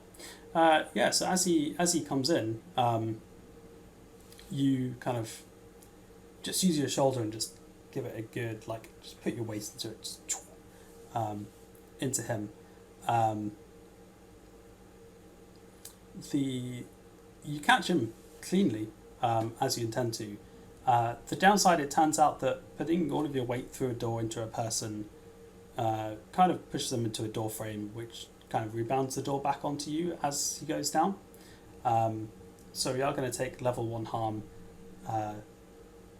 smashed by a door. Nice. So I just wrote smashed by a door. Yep. And I'm assuming by now my fire is getting much closer to the tablecloth. Yep. Yeah, it's about halfway to... we're getting close to starting a fire. So I'm going to start making my way back towards the staircase I saw Mittens go up, and rubbing my head from where the doors hit me at the same time. And as you do that, you see Mittens making your way back towards it, and then you see Mittens very elegantly jump off before he hits a pineapple and land in front of you. Hi. We should go. There's a fire. I poke behind me and go, "There's a fire." I appreciate great minds. Is there an unconscious man behind you, or is that my imagination? There is. You should probably take him too. Yeah, I'm just thinking he out might of not. the house. I mean, Yeah, I was just thinking he might not be unconscious if we just walk out. yeah. Let's avoid the murder. Do you want to grab his body, and I'll set some more fire. Yep. Righto. I'm gonna slightly assist Hayward as he starts dragging the body out, but I'm also kind of setting fire to any oil paintings that happen to be on the walls as we go. Yeah, I'm just kind of just dragging him, but not really strong enough, so I keep like whacking him into things as I'm dragging him because I don't have the control. Sure. Okay, you're fine. Yeah, in terms of leaving, how much fire is there? Presumably that's oil becoming a paintings, aren't there? reasonable amount at this point. I mean, if it's a house that's lit by gas and oil and has oil paintings, Yeah. Okay. So as you're going out, there's a back door there. That is also locked, as you'd expect it to be. What's your approach with that? Is it one of those? Is it one of those back doors where they've conveniently expected people to be outside, not inside, so they've just left the key in the back door? It's not. All right, smash open. why didn't we go out the door we came in? There's too much fire. That's what you say about everything. Okay, let's smash open the door. Right. Yeah. Make a roll for it. I'm assuming that's a rec roll. It'll be one of you doing it, or if you want to make it a group action, you can. I'm not a big wreck person. Nor am I. If you want me to look at the door, then I'm pretty good. Or if you want me to kind of like Can I study sneak through the door. Can I study the door for a weak spot to hit? I mean, you can, but it takes some time. Just hang on, crowbar. That would be burglar tools. There we go. presumably. Yeah. Okay. Fair enough. Yeah. Make a roll for it. Again, can I argue that would be finesse as it's burglar tools, and we're just putting a thing on a single point and going. Yeah. No, that's fine. Yeah. Cool. Seems reasonable. 2 4s. My dice still hate me. Cool. Yeah, it's a bit stickier than you would expect. Clearly, they don't use this door much. It takes you a little bit to get the right leverage to properly smash it open. Can both of you? Wow, I'm really beating up Hayward here, aren't I? Both of you take level 1 harm, smoke inhalation. Does that mean I got 2 level 1 harms? Yes. Cool. It's fine, because when you heal, you just heal a whole level and move it down. So Okay. it actually doesn't make it harder to heal having 2 level 1 harms. Still trying to open my GPU control. Okay.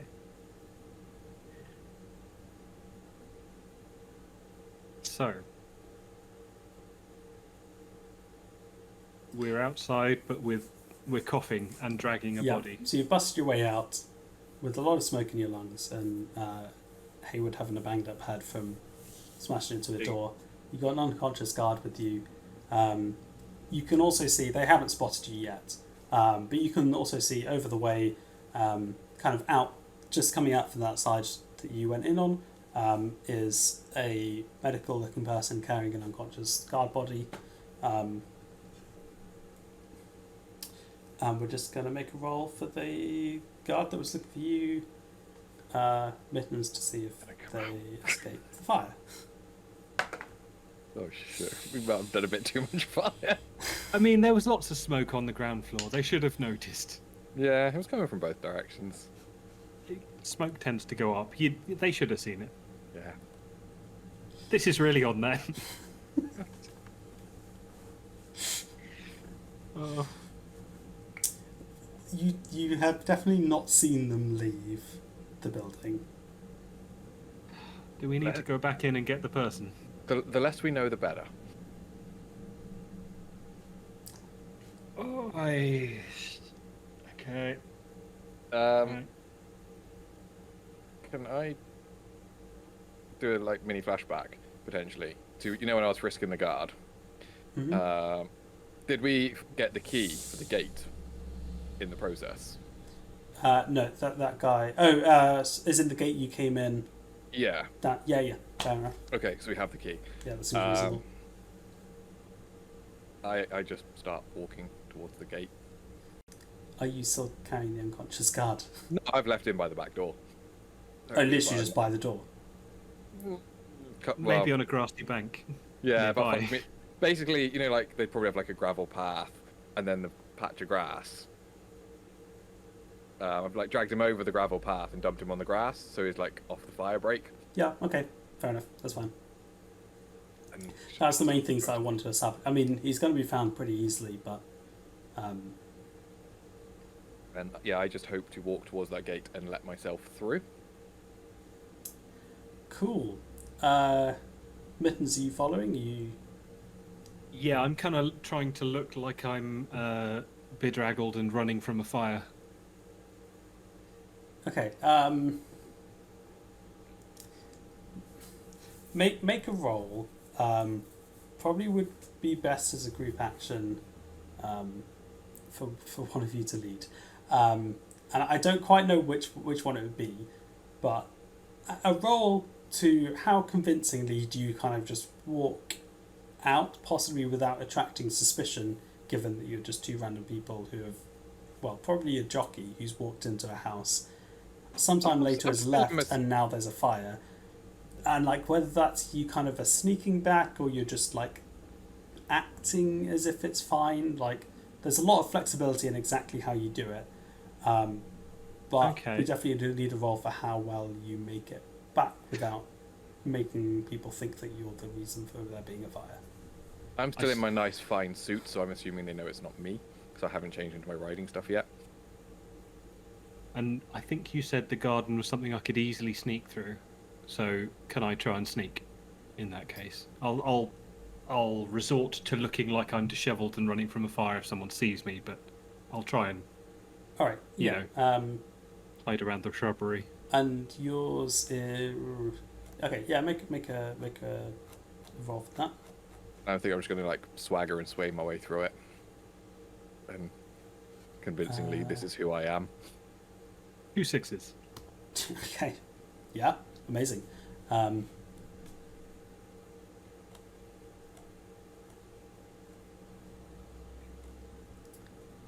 guessing Hayward was less convincing.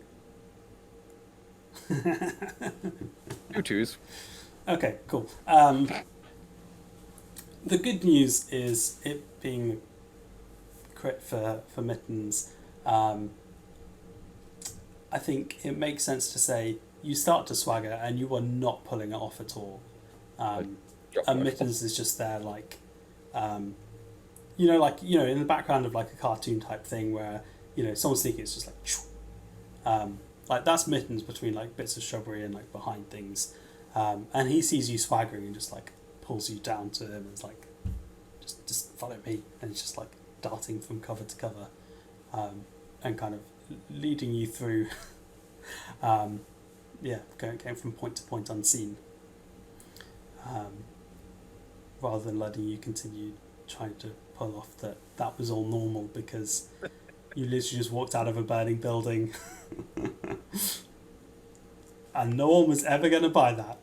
So yeah, you make your way back to the gate. There's, as it stands, there's basically no one in that pen right now. You can hear the second race of the day is just about to come to a close. Has anyone noticed that the house is on fire? Because I'd imagine there's quite a lot of dark smoke rising into whatever colour the sky is. Like, is it obvious? It's not yet obvious to people outside, or at least in terms of like the crowd. Okay. However, the guards who are close to it are currently trying to get things for water to put it out. Okay. As you come back in to the stable area, the guy with the clipboard that you met earlier walks over and says, "Oh, it's about time you made it back. You need to get lined up for the race. It's starting in 5 minutes." Just need to get changed. Be on my way. Okay. I look forward to seeing how I can sneak as a horse.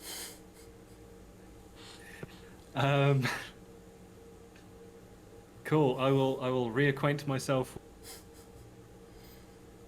Horse costume part 2 and Jenna. It just means to them munching on hay through the costume.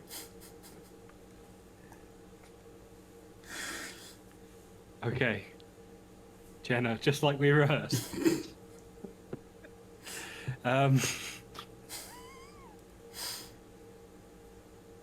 So, are we going to try and sneak out, or are we going to try and win the race? Because I kind of want to win the race right now. But so also do I. But the thing is, I have no way of doing this intelligent. I can't. The only thing I can logic it is that over a short distance, humans are faster than horses. And I can only assume that in this universe, 4 furlongs is like about 20 feet, maybe 30.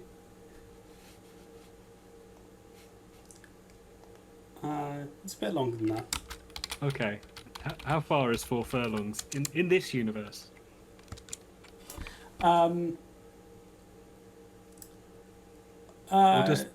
It's about... Okay, I mean, in the real world, it's about half a mile, and that seems about right.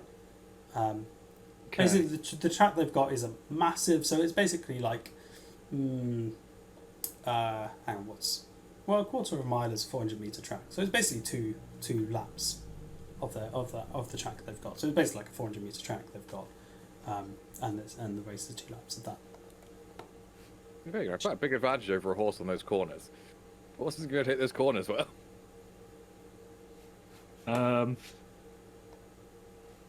Or we go with Plan Chaos and release all the horses. Yes, because I can't think of any alternative to somehow win a horse race. I'm thinking with the fire and with the horses, we can then just slip out.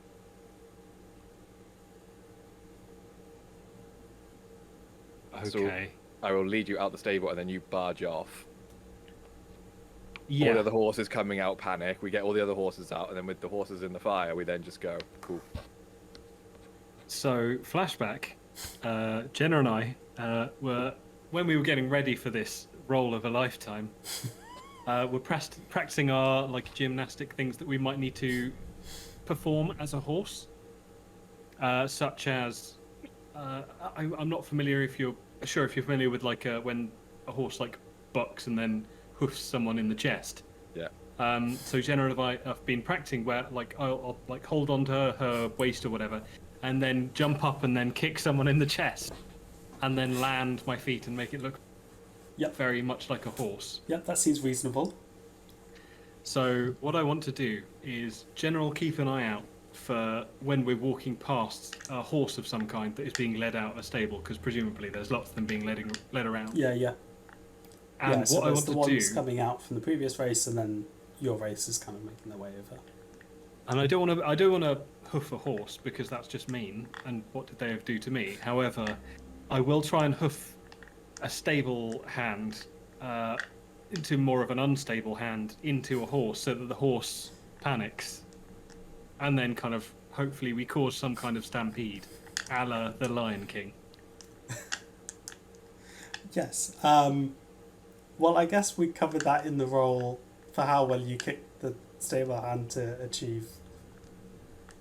Now, that sounds like something very gymnastic and finessey to me. Yeah.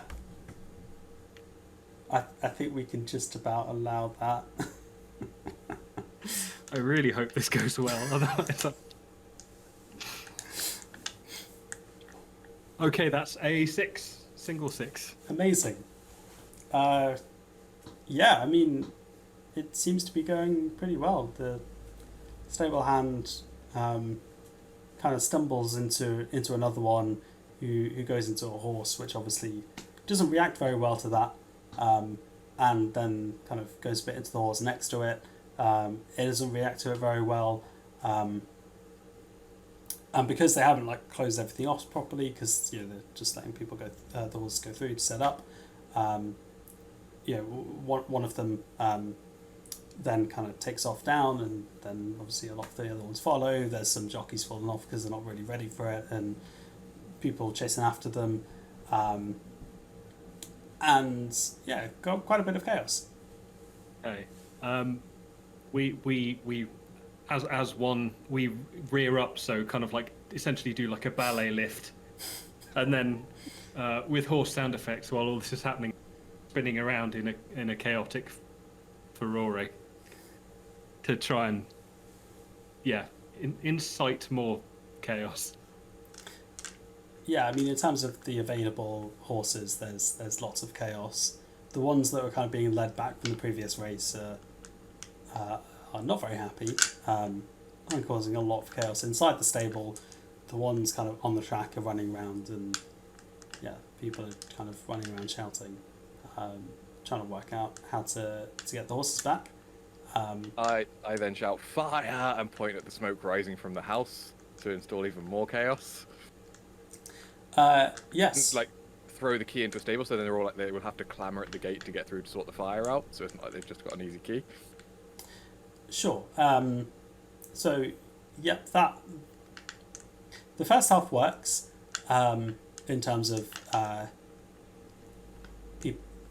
Generally, there's a lot of then panic as they spot the fire, and that also kind of spreads through the crowds. Then you've got all the crowd trying to escape and trying to leave, and lots of chaos going on. There's actually now the time to win the race. Sorry. I'm not sure the race is going to happen at this point.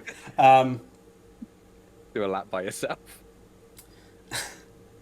There is actually like a main gate up to the house. That's just like a side gate, just in case anyone needs to use that entrance. So that side of it didn't really work so well because That's fine. the guards just go through the main gate. But I mean that doesn't really matter. The main point is lots of people are streaming out. Everyone in the stable is largely trying to deal with the absolute chaos of the horses charging around and generally not being very happy, which obviously is just creating chaos atmosphere, which means that even the horses in the stables are now not behaving very pleasantly as that kind of whole atmosphere of chaos spreads, which probably is an opportune moment to step into the night and make your way back to base. I get back to base. I canter. Jenna's cantering with you. No, Jenna's ditched the costume at this point. It's just It's just our horse. Okay. I will also square away the costume into the fabric sack that we left kind of outside the area, squirreled away somewhere, and I'll just walk through the streets like a normal human. That's fair, and no one's really paying attention to you because they're too busy trying to leave with everything going on. So no one's going to spot you as a horse going to a corner and then being two people. Like, You made it sound so weird. I made it sound weird. I just get back to the house, settle into my wing seat chair with a glass of whiskey, and wait for the crew to come back and explain how our heist was remarkably calm and successful. I'm going to return slightly later, and yeah, I'll send Jenna back ahead of me, assuming that she'll be safe because, of course, she's armed heavily due to the fact that this is probably a dangerous city. So I assume everyone goes armed everywhere. But instead of leaving a young lady to walk home unescorted through a dangerous city, I'll assume that she is armed and I escort her back as my Thank number. God. Okay. Yeah, I'll return slightly later, having taken some time to visit a haberdasher and get all the miscellaneous holes that I found in the horse costume to be mended. Cool.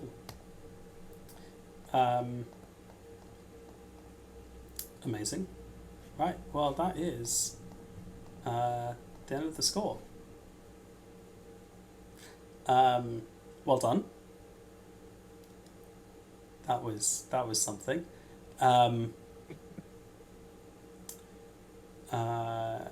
Yes, that was 5 coin for the crew. In terms of heat, so +1 heat for a high profile or well connected target. Not quite. 1 heat of the situation handled on hostile turf. You're not at war, it's fine. And 1 heat if you're at war with another faction, and you're not. +2 heat of killing was involved. I'm afraid the guard did not make it out. Being on the middle floor between where the fires were, he did not realise there was a fire going on until too late. Passed out from smoke inhalation and Yeah. burned peacefully. And none of the people who were trying to rush in and put the fire out and check for people were able to get to him. Thanks so much for joining for today's episode. Don't forget, you can see a link to previous episodes on screen. The next episode will be live on Twitch on the 11th of October. Until the next time I see you, I hope you have a great day.